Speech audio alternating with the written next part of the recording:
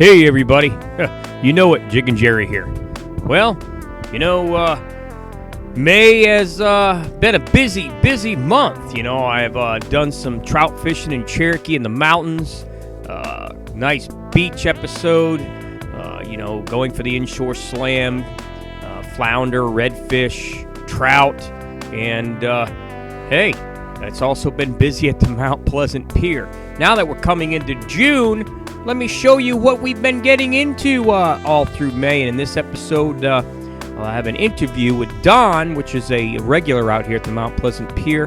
Lands the first legal-size cobia off the Mount Pleasant Pier in this episode.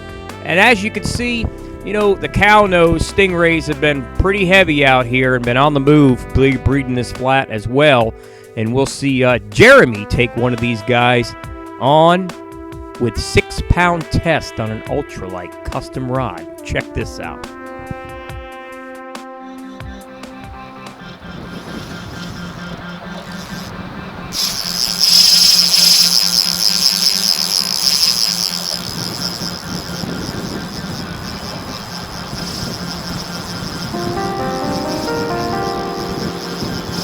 be able to back them down at all? I got 300 yards of line on here.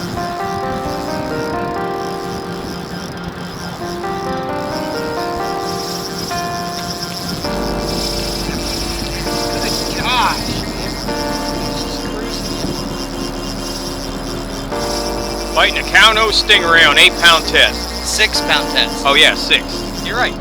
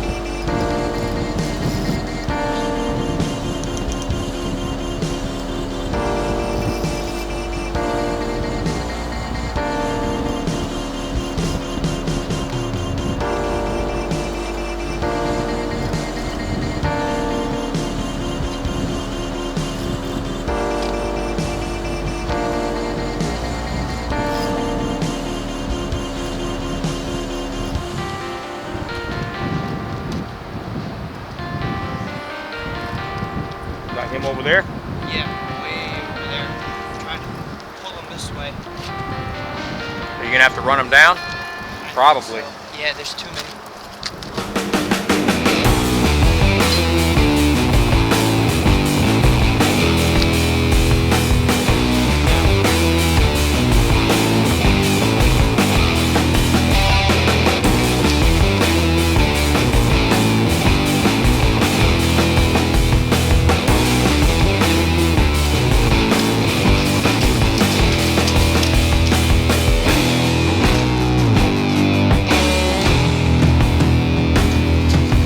That's a big cow-nose stingray there, buddy.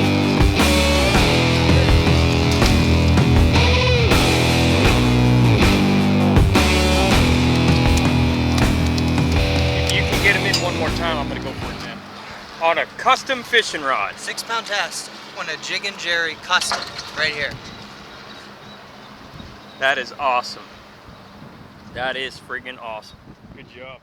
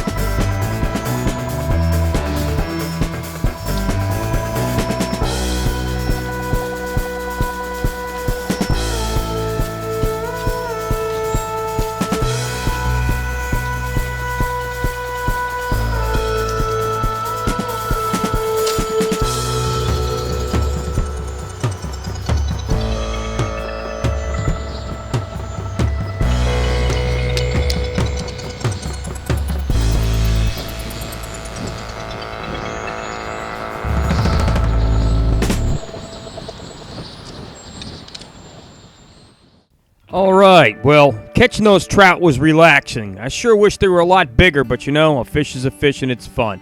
Well, as you can see, Don over here is catching trout. That's right.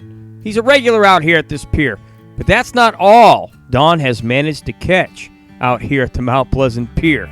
Let's go ahead and have an interview with Don about the cobia he had landed out here on the Mount Pleasant Pier. Okay. All right, Mr. Donster. So how was that cobia yesterday? Pretty amazing. And, never expected it in a million years because I just come from fishing for sheephead over here and just had my little number 2 hook, a small number 2 SSW. I just put it down there. I didn't even change the hook. I should catch a small flounder or a trout or something. So I headed out on a rod holder right over here, and I was walking the dog with my other rod, this one right here actually, and so somebody said, probably Ken, said, hey, your rod, or maybe a guy that was fishing here. So I went and the rod was bent underneath. So he initially went under the pier? He initially kind of went under a little ways and then started running out. When I got the rod, he was running out to the kind of to the northeast, and he was hooked. So I had him. I fought him for a long time, but he ran out. Then he ran back this way to the corner of the pier. When he did that, I'm thinking, well, it's over. You know, all the rebar under the rod. Yeah. So. To my amazement, and I don't know why, like I'm telling you, this was more luck than skill. I don't think it was luck. I think it was skill, especially your rod broke. What time in the fight did your rod break? It was when he was almost wore out, and I had him almost up, ready to net or to try to net, because we tried that like 4 or 5. So just the times. weight of him, or did he pull down? He pulled down and snapped it. My rod, it was not really one of my better rods. You know, it's that orange Berkeley.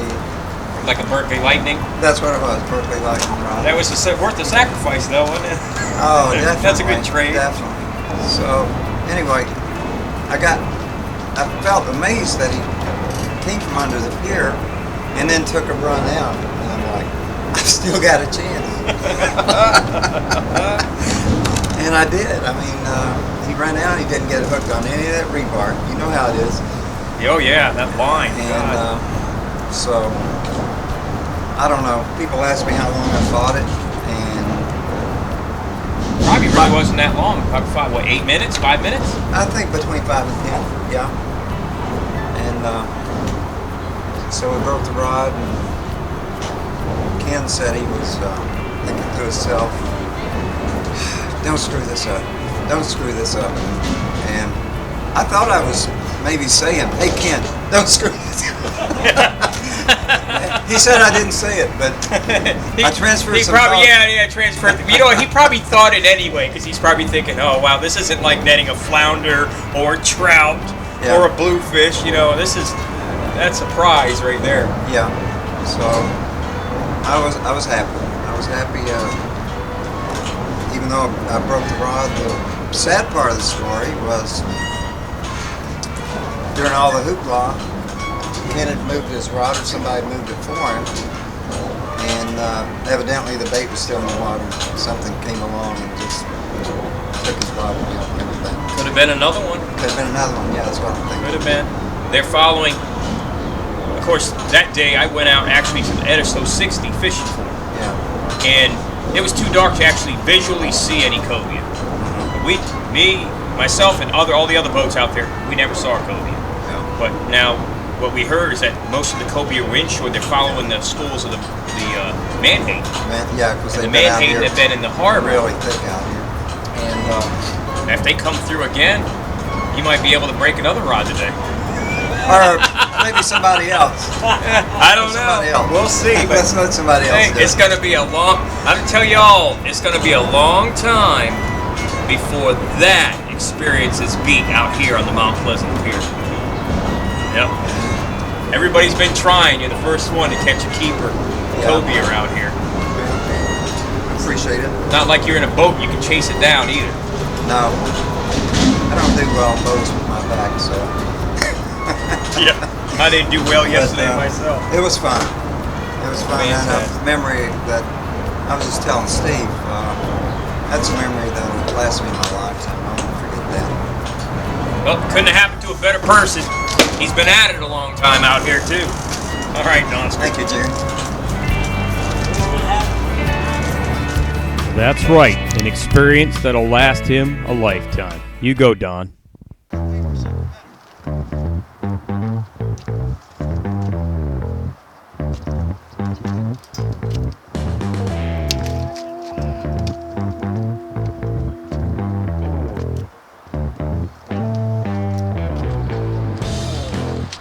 Thank you. He put up a good fight, didn't he? He pulled. He did. He pulled.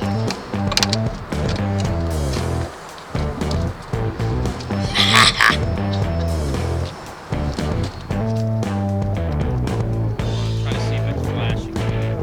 There it is. It's trying to play.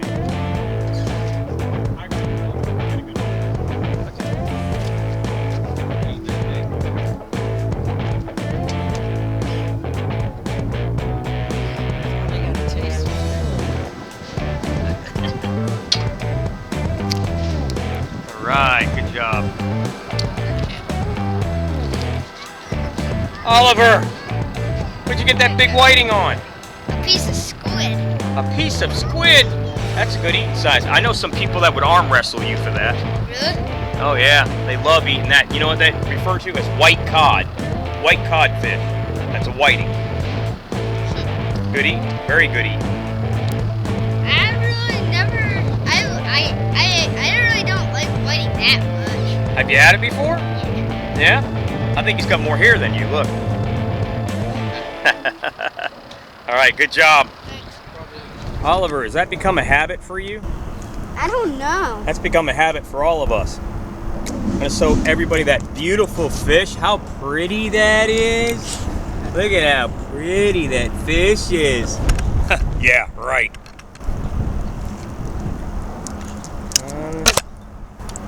I like your release technique there. Go ahead and stick your finger in his mouth. No. You sure? No. Why not? No? They can break your finger. Yeah. They eat oysters, right? Yeah. All right. Catch a real fish. Well, that is a real fish, but a game fish.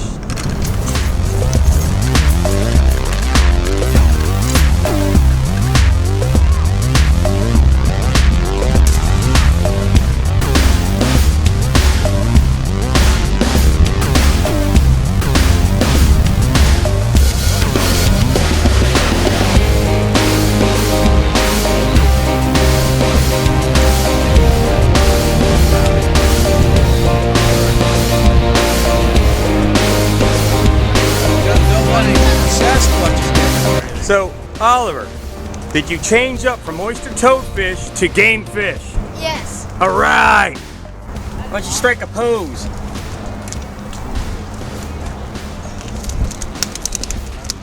Even Jeremy's daughter, Ariana, is catching some flounder. She's over here trying to strike a pose and get a picture. Right here. Look here and pull it down a little bit. Now pose a little bit. Girl, pose. All right, now hold the flounder up. Not that high. Down a little bit. Yeah, right there. All right. Now, usually, this young lady hiding in the background is catching all the whiting out here on night crawlers in salt water. That's wrong. So remember that. Y'all seen that before in the video. Steve here decided to catch all the fish on everybody today. So we're gonna have to come back tomorrow and try again. And this time, wherever Steve goes, we're going too. He's giving lessons tomorrow. That's right. He's giving lessons, and he's the he's the MVP today. We give him. That's we, right. But we, Jiggin Jerry is the man. See, I'm just doing what he. he's the teacher. Yeah, I'm not the teach- man today. Well, it don't matter. Hey, It don't today I matter. feel like the That runner-up doesn't- for president. That doesn't mean anything. Here comes the fish right now. Look, Uh-oh. hot Here comes the diggity fish. dog. Anybody- Look. We got an oyster toadfish coming. Come on in here. You got to get on TV. Take this off. He can't get this off. You know what we call this fish, guys? The ugly fish, the oyster toadfish. I mean, his mother doesn't even love him. Nope. That's what he said earlier. I got a few family members that resemble that. Yeah. That ripped his lips off. I like to do that to babies. That's right. That way his mama don't want him for sure. Yes, he does. That's good. He must know he's on video. Yeah. Hey, that's not bad. Steve, you keep getting more. You coming back tomorrow? Jerry taught me everything I know. Yeah, right. That's right. Anybody catch anything? He was fishing when I was still looked like a tadpole. Son, How old is Steve? go look in the pot. You see my son? I don't know. I think Father Time has a relation to Steve.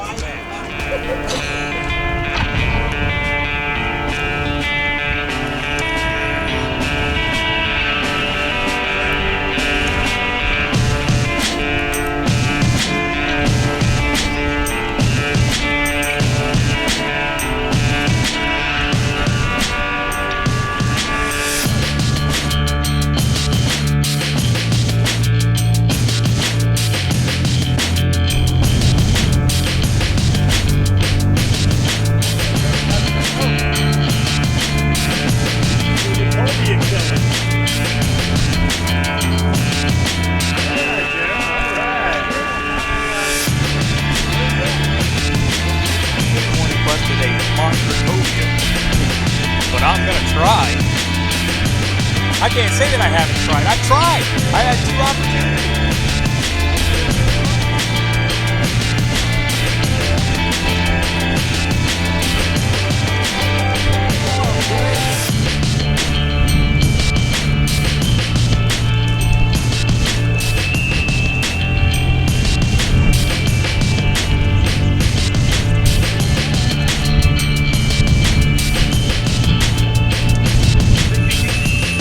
Well, all right. Well, as you can see, there are fish that can be caught out here at the Mount Pleasant Pier. Hey, some big, some small. A lot of small, it seems like lately.